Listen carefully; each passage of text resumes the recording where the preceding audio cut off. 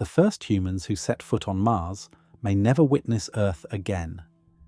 This isn't because they lack the desire to return home, it's because the journey back from Mars bears no resemblance to booking a return ticket from your holiday destination.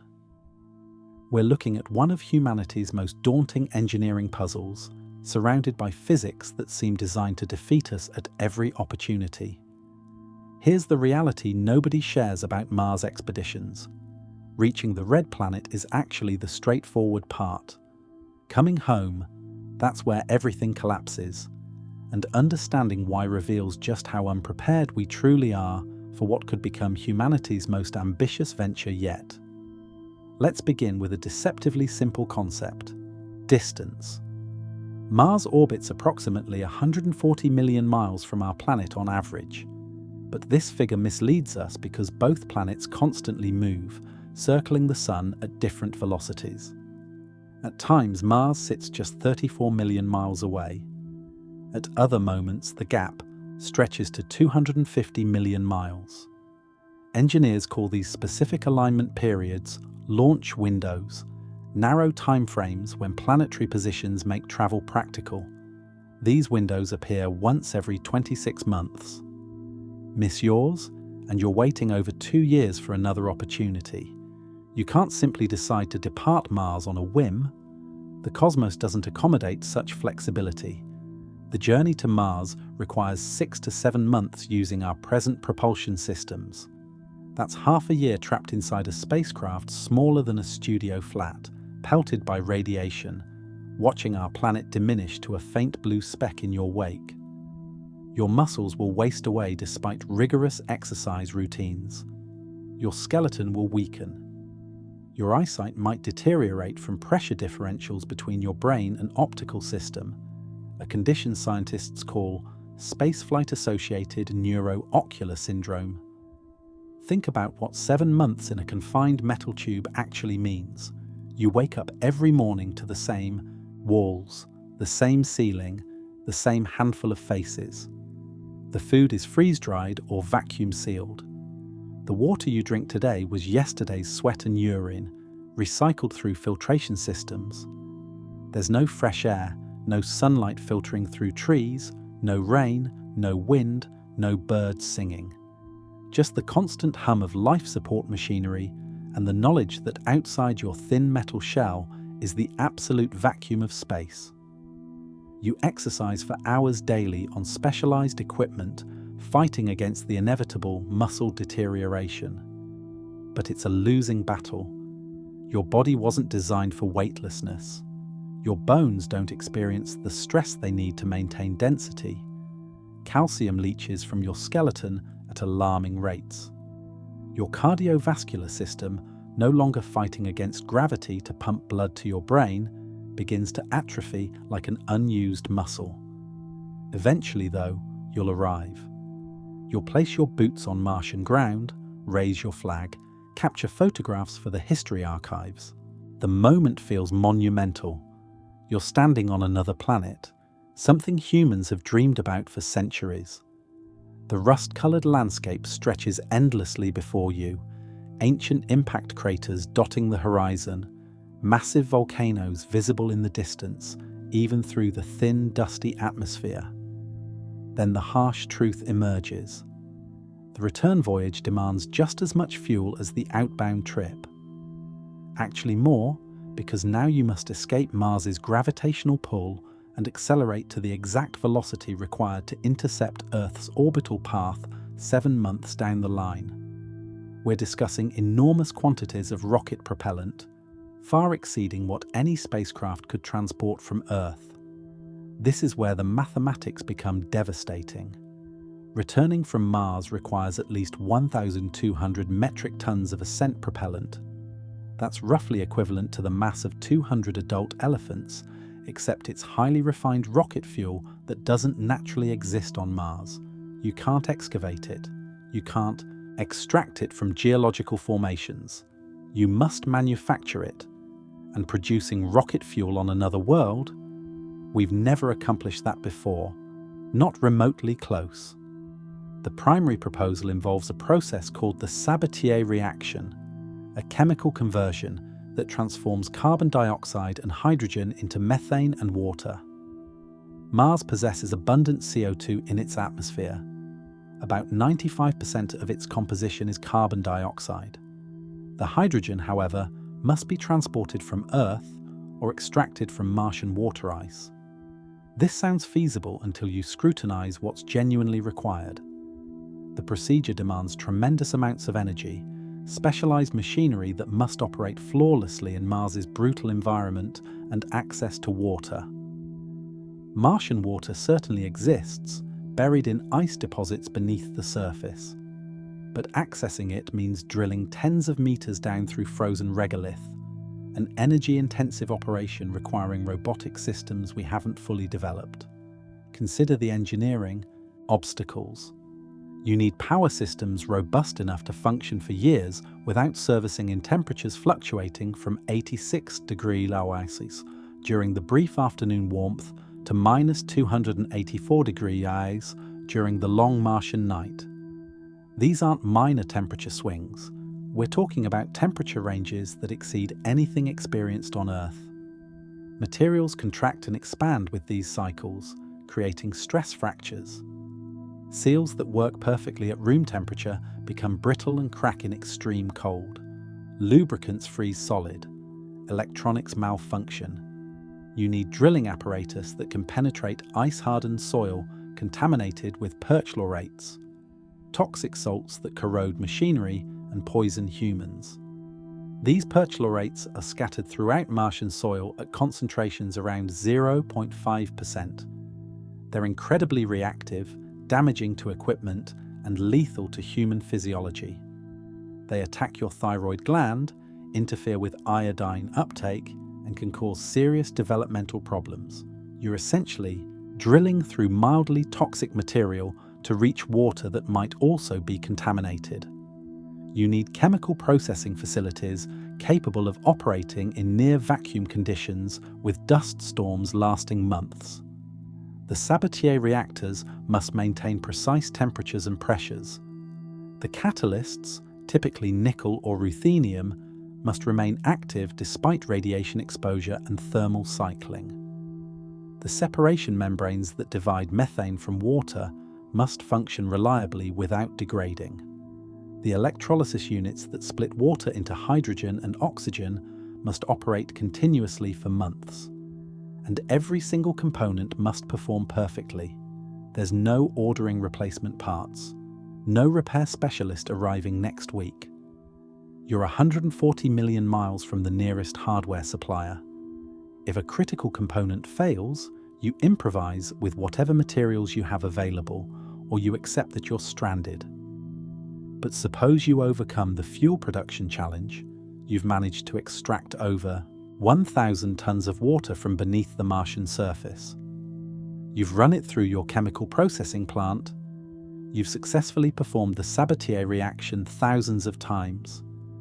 You've got your 1,200 metric tons of methane and oxygen stored in insulated tanks, ready for launch. You're nowhere near finished. The return vehicle itself must survive 16 months on Mars before you can utilize it. 16 months of temperature extremes that would destroy most Earth vehicles within weeks. 16 months of radiation bombardment that degrades plastics, damages electronics, and weakens structural materials. 16 months of dust accumulation in an environment where dust behaves unlike anything on Earth. Martian dust differs fundamentally from Earth dust. These particles measure roughly 3 micrometers across, smaller than pollen grains, about 1/3 the diameter of a human hair. They have sharp crystalline edges, created by eons of meteorite impacts grinding rocks into fine powder, and they carry a slight electrostatic charge from friction with the thin atmosphere and interaction with ultraviolet radiation. This combination makes them stick to everything like microscopic packaging peanuts coated in static electricity.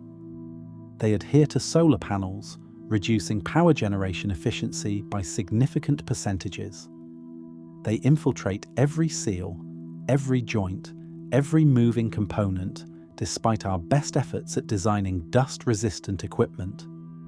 They work their way into gears and bearings, acting like microscopic sandpaper, grinding away at precision machinery. This dust destroyed the Opportunity rover in 2018. A global dust storm coated its solar arrays so thoroughly the rover lost power and never recovered. Engineers at NASA tried everything to restore contact. They sent hundreds of commands. They waited for winds to clear the panels. They hoped for some miraculous recovery. Nothing worked. The rover simply died, buried under a thin layer of electrically charged, microscopically sharp dust particles. That was a machine specifically engineered for Martian conditions, designed with redundancy and dust resistance in mind. A human return vehicle with its intricate engines, delicate fuel lines, precision valves, and complex life support apparatus offers thousands of additional failure opportunities. The turbopumps that feed propellant to the engines must spin at tens of thousands of revolutions per minute with tolerances measured in micrometers. A single dust particle in the wrong place could cause catastrophic failure during launch. The dust problem reveals something fundamental about Mars. The planet actively opposes human presence. It's not neutral territory where you can simply set up camp and start living. It's hostile in ways that become more apparent the longer you examine the challenges. Take the atmosphere. At 610 pascals of pressure, less than 1% of Earth's, it practically doesn't exist for most purposes. You can't breathe it, obviously. It's 96% carbon dioxide with trace amounts of nitrogen and argon. Even if it were pure oxygen at that pressure, you still couldn't breathe it. Your lungs require a certain minimum pressure to function properly. Below about 6% of Earth's atmospheric pressure, your blood begins to boil at body temperature, a condition called ebulism. The atmosphere won't shield you from radiation in any meaningful way. On Earth, our thick atmosphere absorbs or deflects most cosmic rays and solar particle radiation. Mars's thin atmospheric blanket might as well not exist for radiation protection purposes. You're exposed to the full fury of cosmic radiation from deep space and periodic bursts of charged particles from solar flares. The atmosphere can barely decelerate incoming spacecraft. When we land rovers on Mars, we use heat shields, parachutes, retro rockets, and complex systems like the Sky Crane that lowered Perseverance to the surface. Even with all that technology, we're only barely able to land payloads safely. The largest successful Mars landing was Perseverance at about 1 metric ton. A human return vehicle needs to weigh 50 to 100 metric tons depending on design. We simply don't have landing technology capable of safely delivering something that massive to the Martian surface. Yet despite being too thin for useful purposes, the atmosphere is dense enough to carry global dust storms that can diminish sunlight by 60% for months at a stretch. During the worst storms, illumination drops to 1% of normal levels for up to 3 months. Picture trying to function in near total darkness for a quarter of a year. Your solar panels generate almost no power. Your visibility outside is measured in meters, not kilometers. The wind howls constantly, driving dust against your habitat walls with enough force to create an eerie, unsettling sound that never stops. During those storms, solar power becomes essentially worthless. You're generating perhaps 5 to 10% of normal power output if you're lucky. Nuclear power helps, but nuclear reactors require maintenance, cooling systems, and heavy shielding, all adding mass to your mission. And mass matters tremendously because every kilogram you land on Mars is a kilogram you somehow need to lift back into space against Martian gravity. Which brings us to the landing dilemma that nobody has solved yet. We've successfully landed rovers on Mars, yes. The Perseverance rover weighs about 1 metric ton, and landing it was considered a major engineering achievement. But a human return vehicle needs to weigh 50 to 100 metric tons, depending on the design, and how many astronauts you're returning. Our current landing technology, parachutes, airbags, sky cranes, has reached its ceiling. These systems function for small payloads but fail at scale because Mars's thin atmosphere provides almost no aerodynamic drag for decelerating heavy vehicles. When Perseverance entered the Martian atmosphere, it was travelling at about 12,000 miles per hour. The heat shield and atmospheric friction slowed it to about 1,000 miles per hour. Then parachutes deployed, slowing it further to about 200 miles per hour. Then retro rockets fired. Then the sky crane lowered it gently to the surface on cables. That entire complex choreography worked for 1 ton. For 50 to 100 tons, the physics don't scale. The heat shield would need to be absolutely massive. The parachutes would need to be the size of football fields. The retro rockets would need to burn enormous quantities of propellant you'd somehow need to include in your mission mass budget. Engineers understand this problem. They've understood it for decades. Various solutions have been proposed: inflatable heat shields, supersonic retro propulsion, landing on pre-positioned fuel depots, but none have been tested at the scale required for human missions. We don't have a proven solution yet. So even if you manufacture fuel on Mars, even if your return vehicle survives 16 months of Martian conditions intact, you still must solve how you landed something capable of transporting humans back to orbit in the first place. It's a circular problem where each solution depends on resolving something else first. You can't test the ascent vehicle without landing it. You can't prove the landing system works without building a full-scale test article. You can't build a full-scale test article without spending billions on an uncrewed demonstration mission that might fail. Let's discuss timing again, because this might be the cruelest constraint of all. You arrive on Mars after 7 months of travel. Your body is weakened from the journey. Your psychological state is strained from months of confinement. You desperately want to complete your mission objectives and start heading home. But you can't. You must wait for the next Earth-Mars launch window, that 26-month cycle dictated by orbital mechanics. Except you can't depart immediately when the window opens. You need to ensure your fuel production is complete, your vehicle is functional, all systems are tested, your supplies are adequate for the return journey. The optimal mission profile has astronauts spending approximately 500 days on Mars before attempting return. That's 16 months. Let that sink in for a moment. 16 months on an alien world where everything is trying to kill you.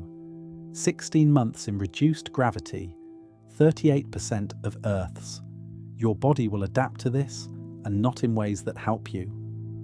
Your bones will lose density at roughly 1 to 2% per month.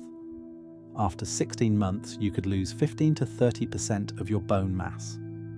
Your skeleton becomes fragile, osteoporotic, prone to fractures. Your muscles will atrophy despite the best exercise regimens. Your cardiovascular system will recalibrate itself to function in lower gravity, becoming less capable of pumping blood effectively against Earth's pull. 16 months of radiation exposure equivalent to receiving a hip X-ray every single day. The radiation comes from 2 sources: galactic cosmic rays, high-energy particles from exploding stars across the galaxy, and solar particle events, which are bursts of charged particles from our sun during solar flares. You're being bombarded constantly by radiation that damages your DNA, kills cells, and increases your cancer risk with each passing day. 16 months where any medical crisis, appendicitis, fractured bones, dental emergencies, kidney stones, infections, becomes a potential death sentence because you have no genuine medical facilities and no method to summon help from Earth. The communication lag alone transforms everything about the mission.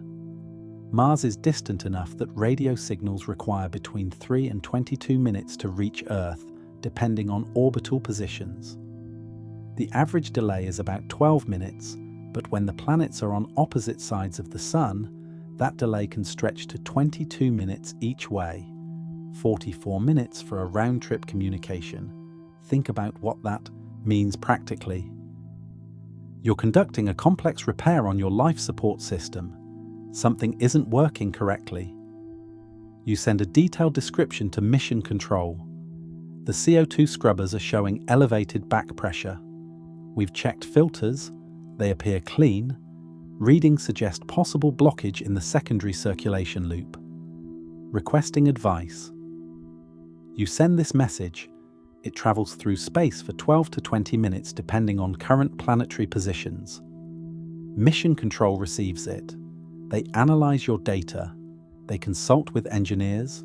They formulate a response. They send it back. Another 12 to 20 minutes. You might wait 40-45 minutes for guidance on a time-critical problem. In that time, your situation could completely change. The blockage could clear itself. It could get worse. You could have already made decisions that fix the problem or make it catastrophic.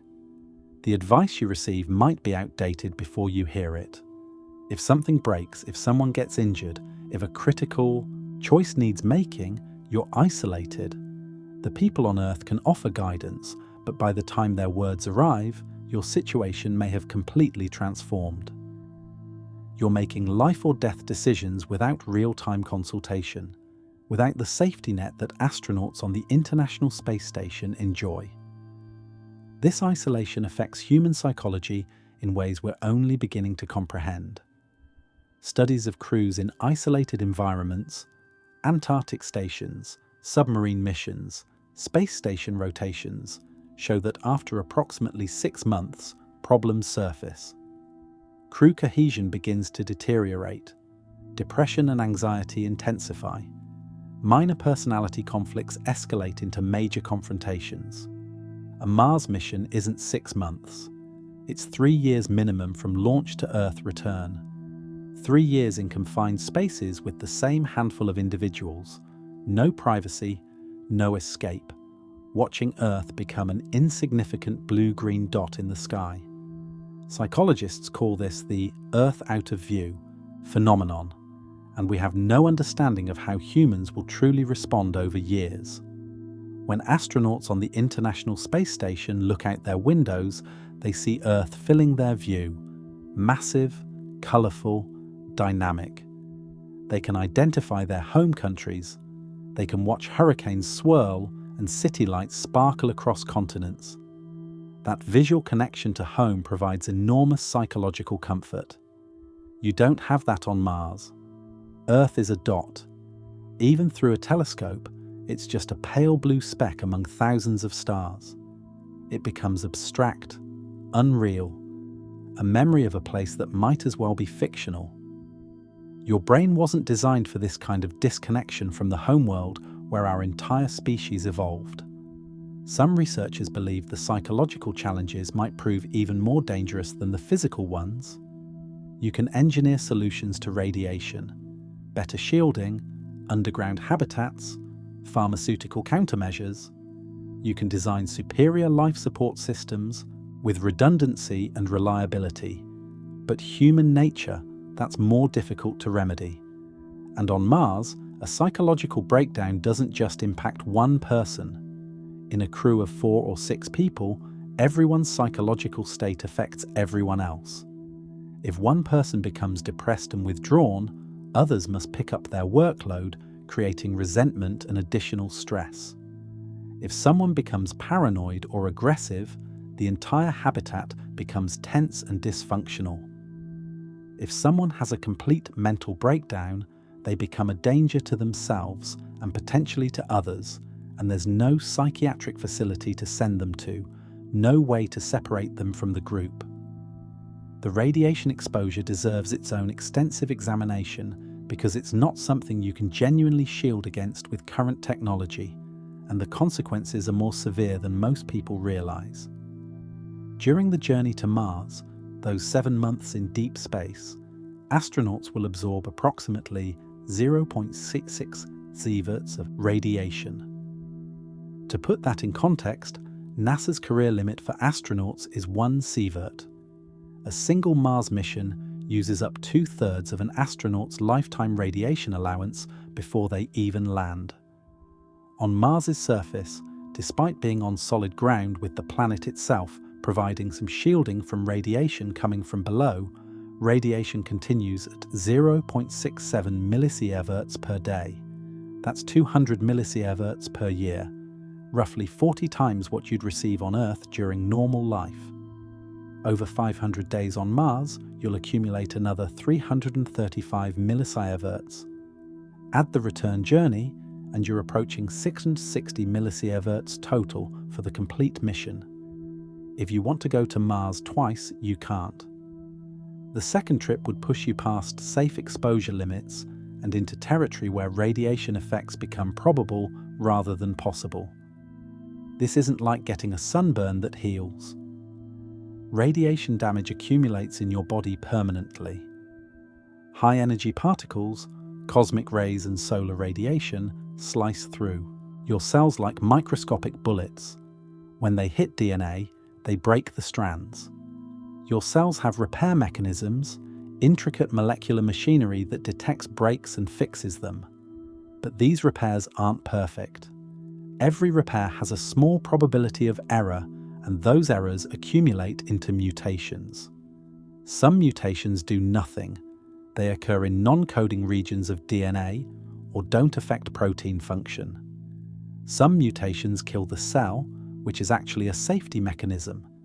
But some mutations turn the cell cancerous, disabling the mechanisms that control cell division and death.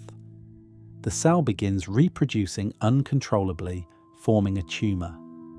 The radiation models predict a 5% increase in cancer mortality risk from a Mars mission. That's the central estimate based on our best understanding of radiation biology. The upper confidence interval, the worst case scenario within reasonable probability, goes to 10%. A 1 in 10 chance of dying from cancer caused by your trip to Mars. And that's just mortality. Morbidity, getting cancer but surviving it through surgery, radiation therapy, chemotherapy, runs higher, potentially 10 to 20%. There's a reasonable probability you'll develop cancer from your Mars mission even if it doesn't kill you. But cancer isn't even the scariest part of radiation exposure. Your cardiovascular system takes direct damage from radiation. The high-energy particles damage the endothelial cells lining your blood vessels, causing inflammation and promoting atherosclerosis, hardening of the arteries. Radiation increases your risk of heart disease, stroke, and circulatory problems by percentages that rival the cancer risk. Your brain accumulates damage that causes cognitive decline. Studies of patients who received radiation therapy to the head show decreased processing speed, memory problems, difficulty with complex reasoning, and reduced executive function.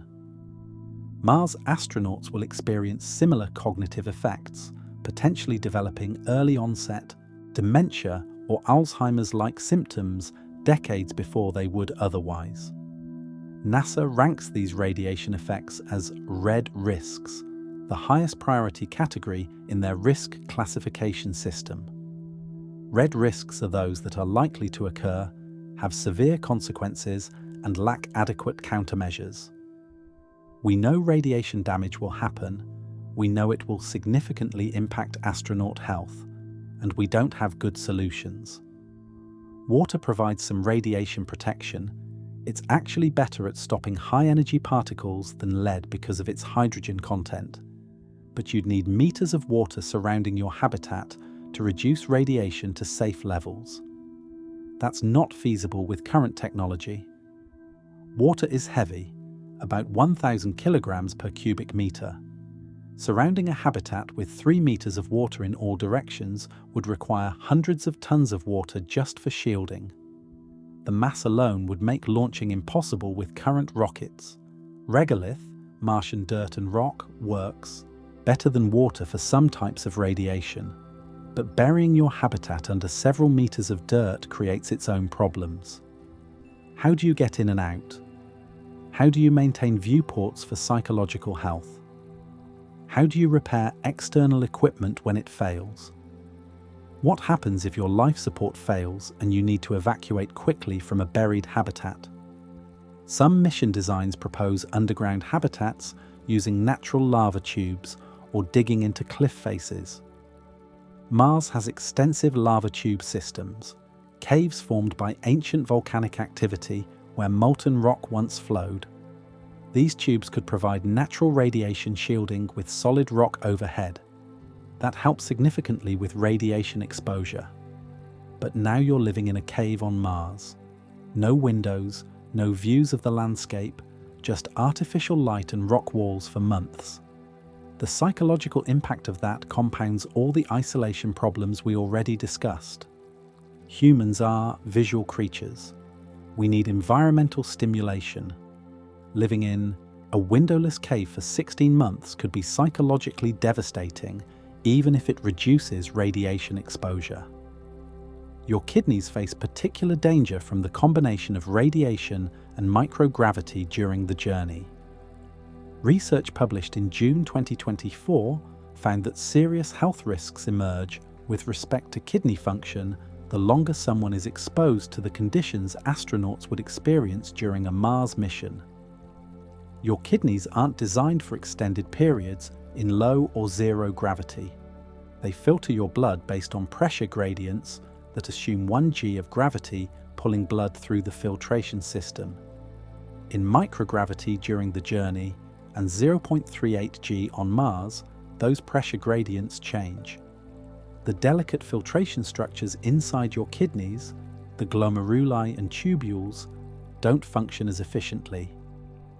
Kidney stones become more likely because calcium released from your weakening bones ends up in your bloodstream and eventually in your urine, where it can crystallize. Kidney function deteriorates as the cells that perform filtration are damaged by radiation and the abnormal mechanical stresses of altered gravity. And radiation damages kidney tissue directly, killing cells and disrupting the organ's ability to maintain your body's fluid balance and filter waste products. If your kidneys fail on Mars, you're dead. There's no dialysis machine capable of functioning in the harsh Martian environment. There's no transplant possibility. You can't exactly harvest a kidney from another crew member. There's no way to treat kidney failure in a Mars habitat with limited medical equipment. You'll die slowly from uremic poisoning as waste products accumulate in your blood. Let's talk about that medical situation more carefully because it's more dire than most mission plans acknowledge. What medical equipment can you bring to Mars? You're limited by strict mass constraints. Every kilogram of medical equipment is a kilogram that could be food, water, spare parts for life, support, scientific instruments, or reserve fuel.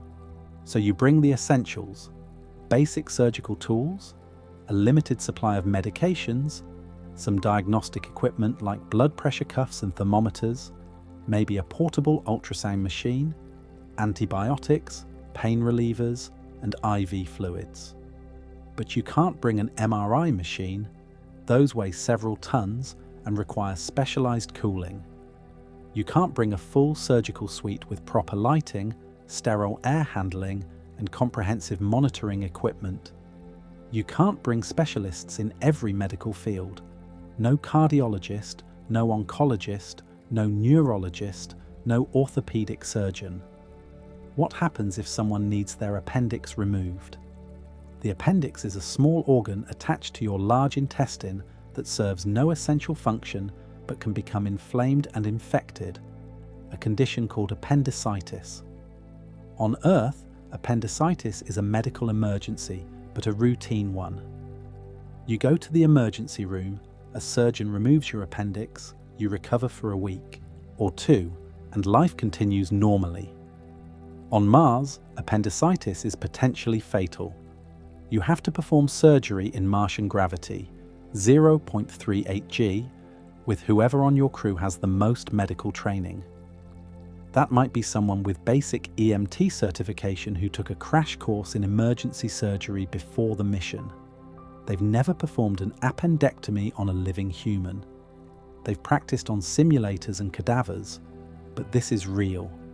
The surgery happens in your habitat, which isn't a sterile operating environment.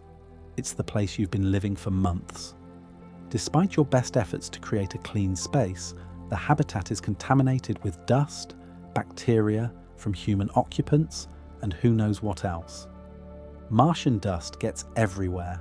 We'll explore that problem more soon, and that electrostatically charged, microscopically sharp dust is now in your surgical field. Your makeshift surgeon cuts through skin, muscle, and tissue, trying to remember anatomy lessons from months ago. The patient is under local anesthesia because general anesthesia is too risky without proper monitoring equipment. They're awake, terrified, feeling pressure and tugging even if they can't feel pain. The lighting is adequate but not ideal. The instruments are sterilized as well as possible, but this isn't a hospital autoclave. The surgeon locates the appendix, hopefully before it ruptures, clamps off blood vessels, cuts it free, removes it, closes the incision. If everything goes perfectly, the patient recovers. But what if the surgery goes wrong? What if they nick an artery and can't control the bleeding? What if they miss a piece of infected tissue? What if the patient develops sepsis from contamination during the procedure? You have antibiotics, but bacterial infections in space behave differently than on Earth. Research on the International Space Station has shown that some bacteria become more virulent in microgravity. They form thicker biofilms, develop resistance to antibiotics faster, and generally become harder to kill. Your immune system is compromised by radiation exposure and the chronic stress of living on Mars. An infection that would be straightforward to treat on Earth might kill you on Mars. Or say someone breaks a bone. In Mars, gravity, bones are already weakening from reduced mechanical loading. A break is more likely than it would be on Earth. Setting the bone is the easy part. You immobilize it, align the broken ends, and wait for healing. But proper healing requires the right gravitational loading. Bones remodel themselves constantly in response to stress. They grow stronger where stressed and weaker where not stressed. Does a bone broken in 0.38 G heal correctly? We don't know. We've never tested it. We have data from microgravity on the ISS showing that bones don't heal well in weightlessness. We have data from Earth showing how bones heal in normal gravity. But the intermediate zone that Mars represents? Complete unknown. The astronaut might heal with a permanent disability, unable to perform crucial mission tasks. The bone might heal in a slightly wrong position, causing chronic pain and limited mobility. Or the bone might not heal properly at all, creating a chronic injury that gets progressively worse over time, eventually requiring surgical intervention you can't provide. What about vision problems? Spaceflight-associated neuroocular syndrome is another red risk that NASA worries about extensively. In microgravity, fluids in your body shift toward your head because there's no gravitational gradient pulling them toward your feet. This causes your face to look puffy and creates pressure differences between your brain and eyes. The increased pressure can damage your optic nerve, the bundle of nerve fibers that carries visual information from your eye to your brain. It can distort your eyeball shape, changing the focal length and causing vision problems. Some astronauts on the International Space Station have developed permanent vision changes. They needed different eyeglass prescriptions after returning to Earth, and some have slight blind spots from optic nerve damage. On Mars, you're in 0.38 G, not 1 G, and not microgravity. We don't know if that intermediate gravity is enough to prevent the syndrome or if you're still at risk. The fluid shifts might be less severe than in microgravity, but still sufficient to cause damage over 16 months. If your vision deteriorates on Mars and you're the pilot for the return journey, everyone's in danger. You need good vision to dock with an orbiting spacecraft, to navigate during re-entry, to land safely. If you can't see properly, the entire crew is at risk. Here's a question that keeps mission planners awake at night. What happens if someone dies on Mars? Not theoretically, in an abstract planning document. Specifically, practically, what do you do with the body? You can't bury it outside in the traditional sense.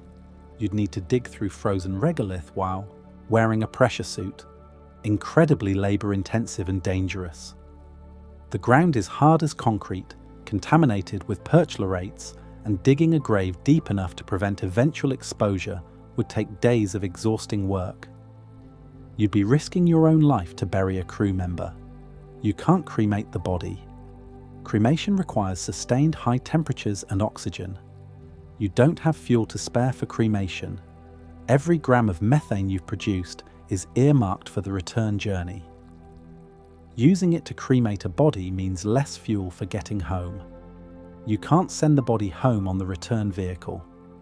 There's barely enough room and mass budget for the living crew members, their supplies, and the samples they've collected. A human body weighs 70-90 kilograms. That's 70-90 kilograms you don't have available in your mass budget. You'd probably have to freeze the body outside the habitat and store it for the duration of the mission. Mars is cold enough that bodies won't decompose. They'll freeze solid within hours. Your dead crewmate becomes a frozen reminder of what went wrong, visible every time you conduct an EVA, every time you go outside to check equipment or collect samples.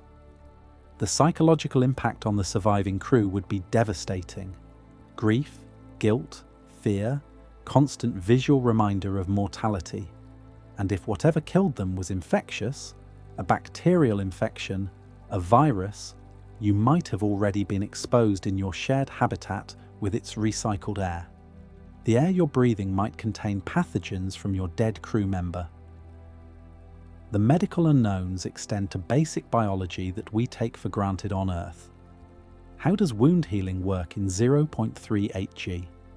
On Earth, wounds heal through a complex process involving blood clotting, inflammation, cellular migration, and tissue rebuilding. Gravity affects some of these processes. Does reduced gravity speed healing, slow it, or change the quality of healed tissue? What about pregnancy? Some proposals for Mars colonization talk enthusiastically about families and children born on Mars. But we have no idea if human reproduction functions normally in reduced gravity. Can sperm reach and fertilize an egg in 0.38 G? Can a fertilized embryo implant properly in the uterine wall? Can a fetus develop normally with reduced gravitational loading on its developing skeleton? Would children born on Mars ever be able to visit Earth? If a child develops in 0.38 G from conception, their entire musculoskeletal system will be adapted to that environment. Their bones will be less dense, their muscles less developed, their cardiovascular system calibrated to pump blood in reduced gravity. If they tried to visit Earth, 1G gravity might be crushingly overwhelming, too heavy to stand, too difficult to walk, too demanding for their heart to maintain blood pressure. Every biological system evolved for Earth gravity over hundreds of millions of years. Your cardiovascular system pumps blood against 1G. Your inner ear's balance system calibrates to 1G. The tiny calcium carbonate crystals that detect head position and motion respond to gravitational acceleration. Your muscles and bones build themselves assuming 1G loading, responding to mechanical stress by growing stronger. On Mars, all of these systems are operating outside their evolutionary design parameters. Some will adapt. Humans are remarkably adaptable organisms. Some will fail. We'll discover biological processes that simply don't work properly in reduced gravity. We won't know which until people try to live there long term and we observe what happens over years and decades. And then there's the Martian environment itself, actively trying to kill you in ways both obvious and subtle. The atmosphere is 96% carbon dioxide with an average surface pressure of 610 pascals. That's 0.6% of Earth's atmospheric pressure. For comparison, the cruising altitude of commercial airliners is about 30,000 feet, where atmospheric pressure is about 30% of sea level. Mars is far more extreme, less than 1% of Earth's sea level pressure. It's functionally a vacuum for biological purposes.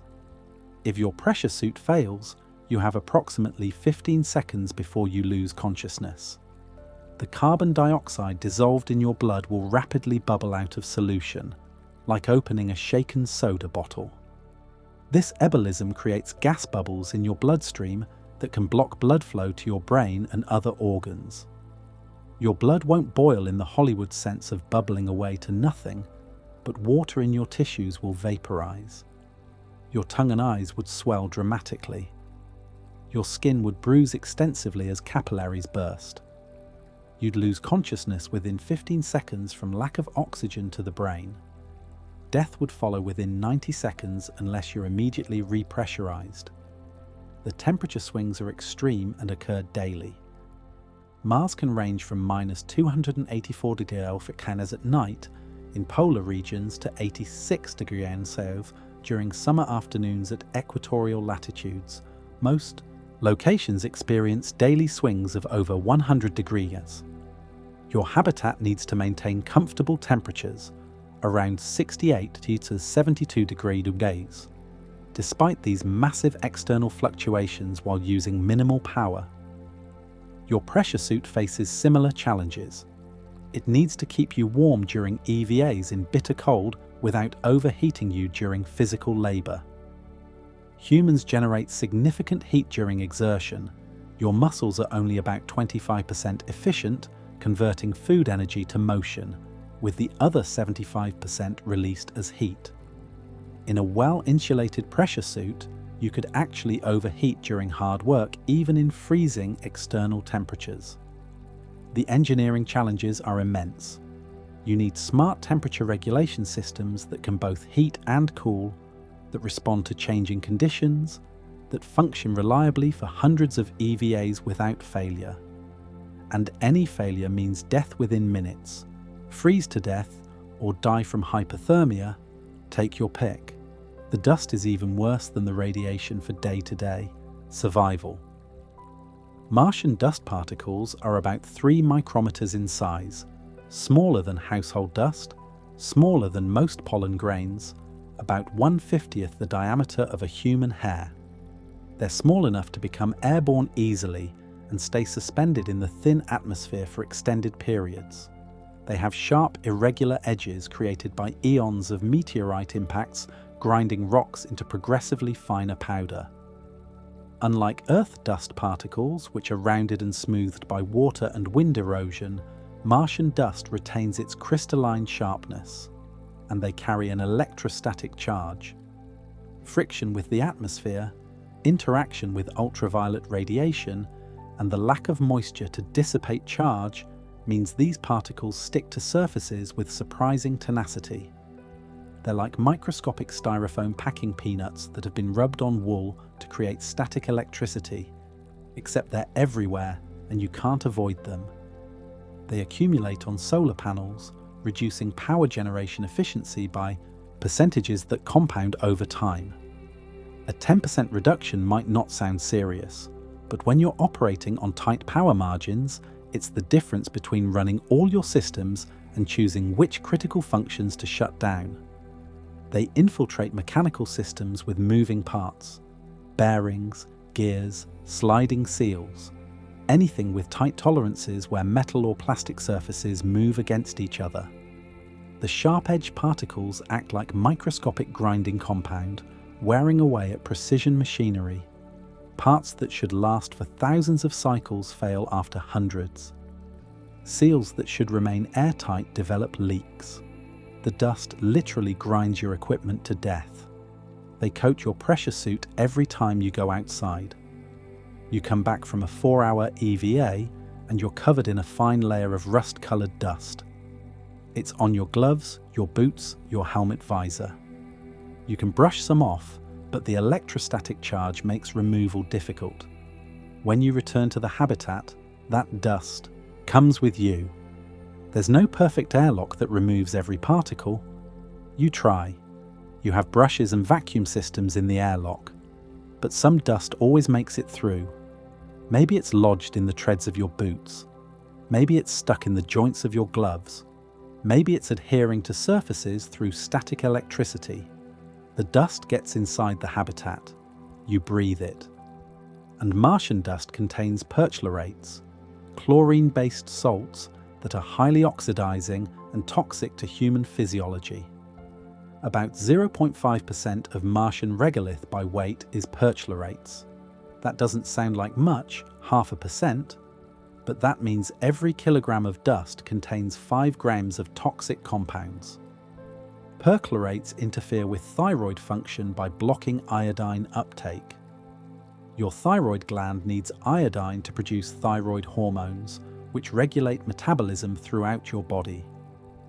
Chronic perchlorate exposure leads to hypothyroidism, insufficient thyroid hormone production, causing fatigue, weight gain, cognitive problems, and depression. These symptoms would compound the existing challenges of living on Mars. Perchlorates also damage your kidneys directly. They're processed through renal filtration and can cause cellular damage in kidney tissue. Combined with the radiation damage and altered gravity effects we discussed earlier, your kidneys are facing a triple threat. The long-term health effects of breathing Martian dust are unknown because we've never exposed humans to it.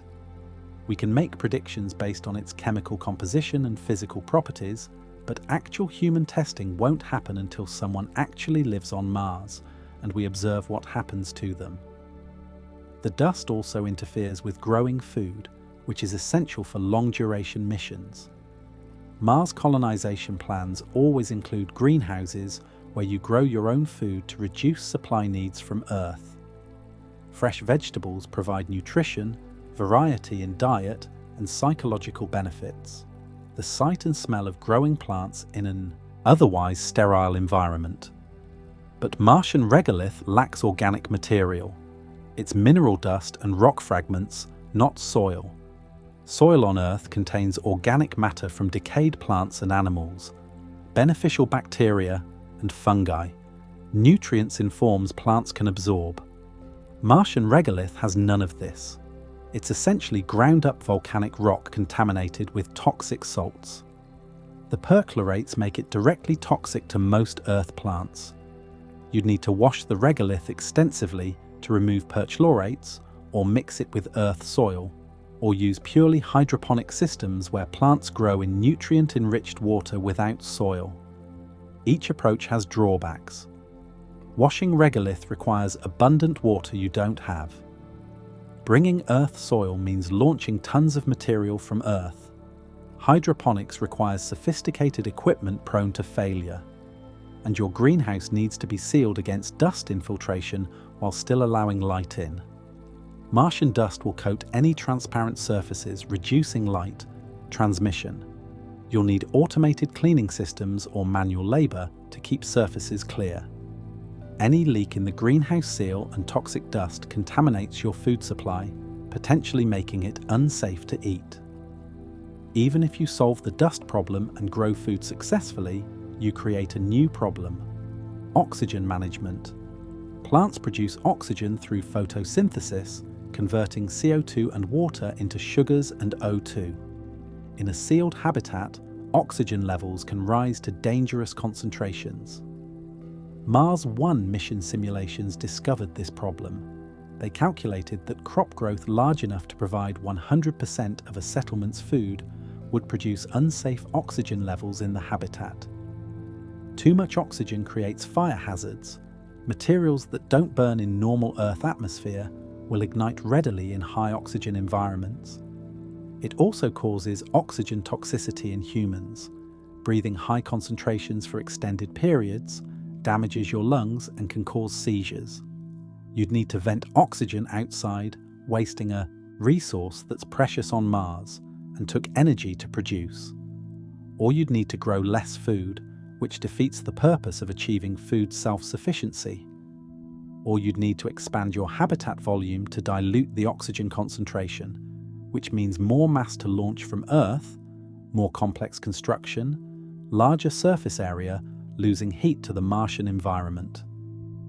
Dust storms add yet another layer of danger to an already perilous environment. Local dust storms happen frequently on Mars. Weather satellite imagery from orbiters shows dust storms occurring somewhere on the planet almost continuously. These local storms are manageable nuisances that reduce visibility and coat equipment with dust. But planet-wide dust storms occur about once every 3 Martian years, roughly once every 5 to 6 Earth years, and can last for months. During the 2018 global dust storm, illumination dropped to 1% of normal levels for extended periods. Tau, the measure of atmospheric opacity, reached values above 10, meaning that 99.99% of sunlight was being blocked by suspended dust. The Opportunity rover died because dust covered its solar panels so thoroughly the rover lost power and couldn't generate enough energy to maintain its internal heater. Martian nights are bitterly cold, and without heat the rover's electronics froze, failed, and never recovered. Engineers at NASA tried for months to regain contact, waiting for winds to clear the panels, but it never happened. If you're relying on solar power during a global dust storm, you face a similar situation. Your solar arrays might generate 1 to 5% of normal power if you're lucky. That's not enough to run a habitat with life support, heating, food production, and other essential systems. Nuclear power is more reliable for this reason. A radioisotope thermoelectric generator, RTG, or a nuclear fission reactor can provide continuous power regardless of dust storms or sunlight. But bringing a nuclear reactor to Mars creates its own problems. The mass is significant. Current designs for Mars-suitable reactors would weigh several tons. The safety concerns are extreme. Nuclear reactors require sophisticated cooling systems, typically using liquid metal coolants that must be kept from freezing or boiling. They require shielding to protect astronauts from radiation, ironically adding radiation exposure, protection from the reactor, while unable to shield against cosmic radiation. If something goes wrong with your reactor on Mars, there's no one to fix it but you and your crewmates. If there's a leak in the cooling system, if control rods fail, if shielding cracks, you're dealing with a radiological hazard without proper equipment or expertise. Radiation exposure from a reactor failure would be rapidly fatal, acute radiation syndrome leading to death within days or weeks. Even with nuclear power providing electrical energy during dust storms, the psychological and operational challenges remain. A months-long dust storm creates intense psychological stress. Your world outside is darkness and howling wind. You can see nothing through the windows except swirling rust-colored dust. The wind creates an eerie sound, not the howling wind of Earth storms, but a thin, high-pitched shriek from wind flowing through cracks and around obstacles in the near-vacuum atmosphere. You can't go outside for EVA. Visibility is measured in centimeters, not meters. You'd get disoriented and lost within minutes, unable to find your way back to the habitat. Your suit would be coated in electrostatically charged dust that would work its way into every mechanism. You're trapped inside your habitat with the same people you've been living with for months. The dust is everywhere inside despite your best efforts. Fine powder coating surfaces, hanging in the recycled air, making everything gritty. Your food supplies are dwindling because the greenhouse isn't producing in near darkness.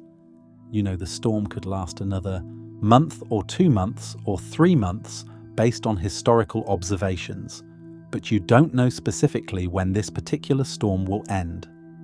This is when people start making fatal mistakes. Judgment becomes impaired by stress, isolation, and the grinding monotony of waiting. Someone decides they need to check the external equipment despite the storm. They convince themselves it's essential, that the mission depends on it, that they can manage a quick EVA just to verify everything's okay.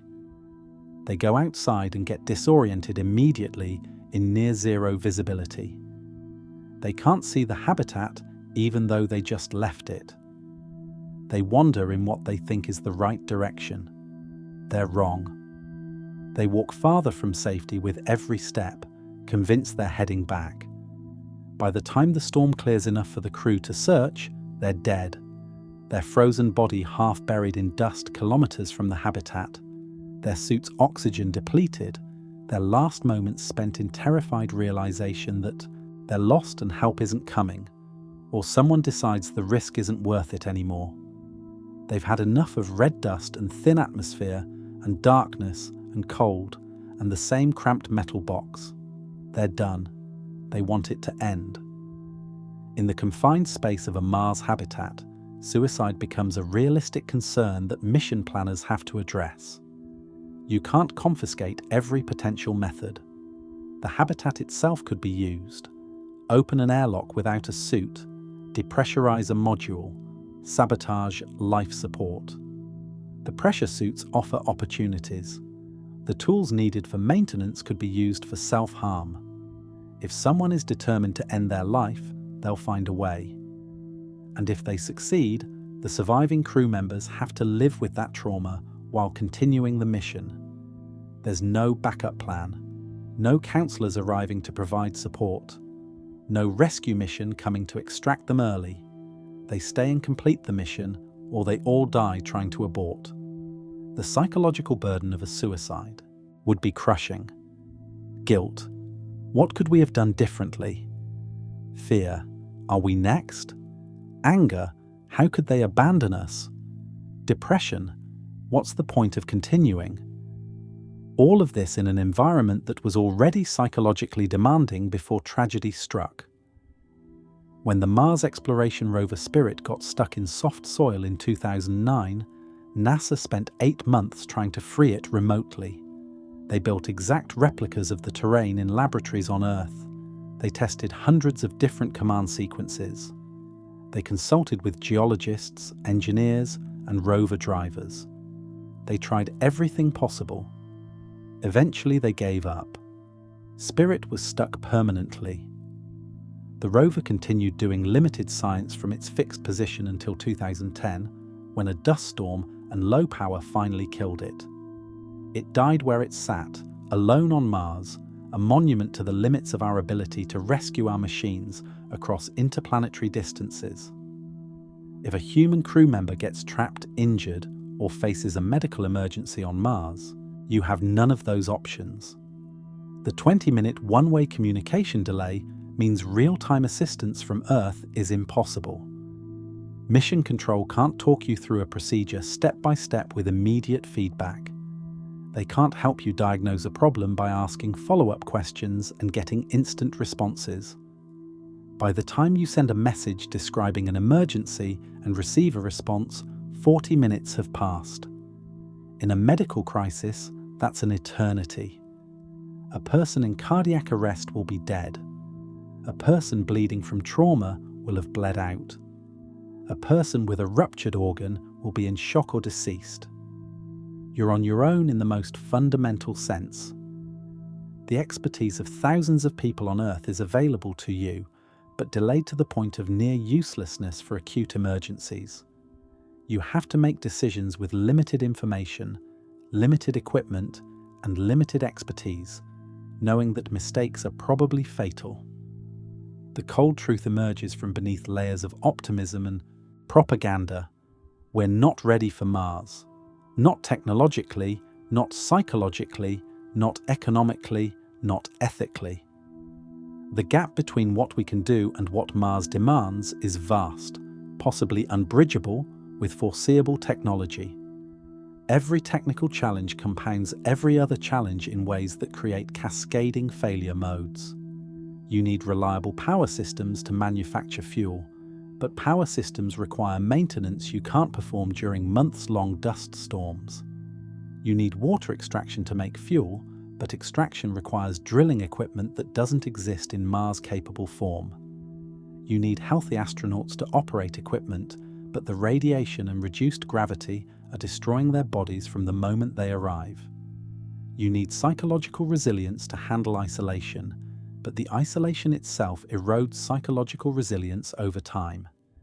There's no single point of failure because everything is a potential point of failure simultaneously. The mission operates on razor-thin margins where any component breakdown, any medical emergency, any psychological crisis, any equipment malfunction can cascade into mission failure and crew death. The return journey represents the ultimate test of our honesty about Mars missions. Can we actually bring people back? The answer right now is maybe. Maybe if everything works perfectly. Maybe if no equipment fails during 16 months of Martian surface operations. Maybe if the astronauts stay healthy and psychologically functional. Maybe if fuel production succeeds despite never having been tested at scale. Maybe if the return vehicle survives dust, temperature extremes, and radiation without critical system degradation. Maybe if the launch succeeds despite never having launched a spacecraft from Mars before. Maybe if the 7-month return journey doesn't kill astronauts already weakened by their time on Mars. Maybe if Earth re-entry and landing don't kill crew members whose bodies have adapted to reduced gravity. That's too many maybes when human lives are at stake. We don't send people on missions where success depends on everything going right when we know from all historical experience that things go wrong. Apollo 13 succeeded because the crew was 3 days from Earth when disaster struck. A Mars crew is 7 months minimum from Earth at all times. No rapid rescue possible, no emergency return trajectory, no safe haven except what they brought with them. The people who go to Mars might never come back because Mars is fundamentally hostile to human life in ways we cannot adequately overcome with current or foreseeable technology. This isn't a challenge to be conquered through determination and engineering brilliance. It's a physical reality we need to accept. Mars will still be there in 50 years, in 100 years. The planet has waited for 4 billion years. It can wait a few more decades while we develop technology that actually matches our ambitions, while we perfect systems on the moon first, while we send better robots in the meantime, while we're honest about current limitations instead of pretending they don't exist. Because sending people on missions they probably can't survive isn't exploration. It's tragedy dressed as progress. And we're better than that, even if our mythology sometimes suggests otherwise.